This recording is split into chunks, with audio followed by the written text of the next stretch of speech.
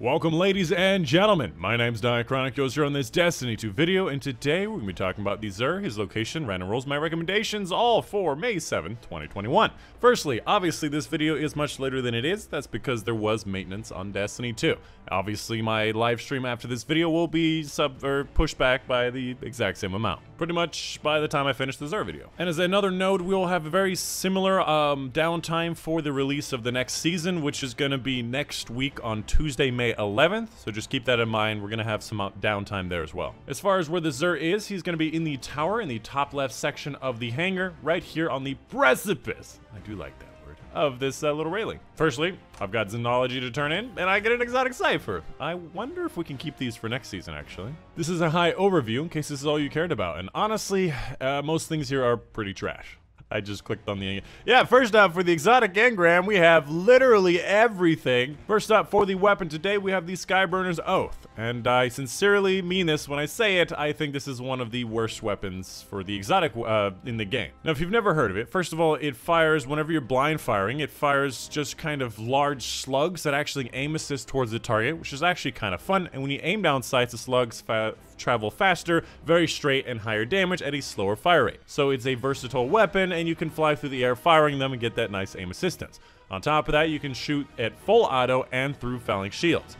My big issue here is that we have barrier rounds. We can literally make any weapon, as long as it matches the artifact, have barrier rounds. And this extra aim assistance, while fun, does very little damage because it's still a scout rifle. And finally, it has extended mag, which, if you don't know, extended mag also greatly decreases the reload speed, which doesn't make it a very fun weapon to use. If you're taking a lot of time to reload while also firing it faster while not aiming down sights, it kind of ruins the experience. I don't have any particular instance that I want to use this. Next, for the Titan exotic, we have the GWISIN vest. Now, this actually used to be very strong back in the day when Spectral Blades was very strong, but these days Spectral Blades is having a very tough time against stasis, considering how many stasis melees can literally just stop them in their tracks. Now, if you've never heard of this exotic, basically it makes your Spectral Blades last a little longer by doing a heavy attack right after you get a light attack kill, or right after you get a kill. And once you do heavy attack, you become invisible and resist more, which is something you're doing anyways. But in general, you're only really going to get 1 to 2 more kills a match with this particular exotic, and it does not help you when you're not using your super,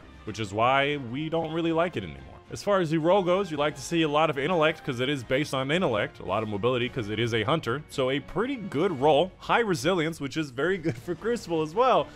Pretty good role for an exotic that doesn't really have too much place these days. Up next for the Titan exotic, probably the best exotic available from Xur today, just by proxy of the rankings that I've given them in my spreadsheets. We have the Mask of the Quiet One, kind of known as the cheap man's or the poor man's one-eyed mask, but it's not nearly as good.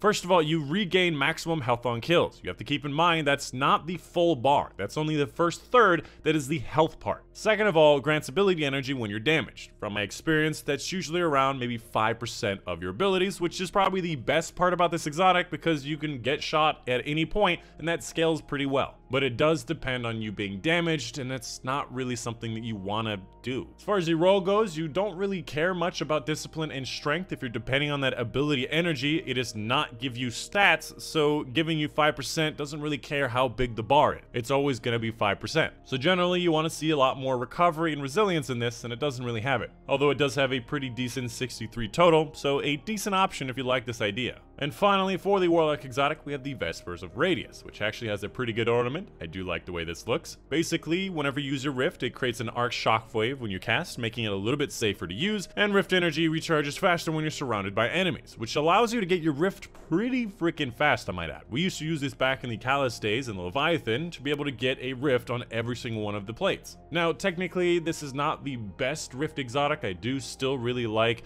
the Lunafaction boots and a couple other ones, but this one is very close to the top as far as Rift exotics. As far as the role goes, you like to see a lot of recovery, which it has a lot of recovery. Other than that, great total stats, not really much wasted anywhere else. I would say it's a pretty good role for this exotic. Outside of that, again, make sure you're picking up your exotic cipher quest, which you can get on every single character to complete some strikes, some crucible, and some gambit for an exotic cipher, which you can either use on the exotic archive or an exotic engram, which I'm going to be doing right here, right now, because something else I recommend is getting these exotic engrams. Guaranteed to give you an exotic that you've never received before, and guaranteed to be a high stat roll. So when you get to the end game, you're going to want to get some high stat roll exotics. Well, there it goes. Can't even see the Actimore rig on that one. But thankfully, we got this other useless exotic with a, wow, a total of 66.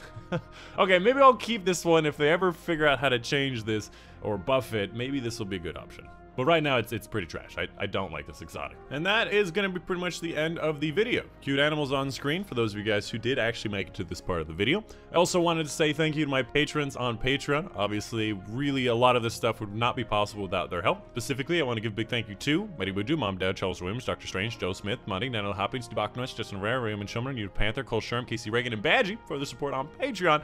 And that's it. Hope you guys did enjoy. My name is Dychronic, and I'll see you guys on the next one.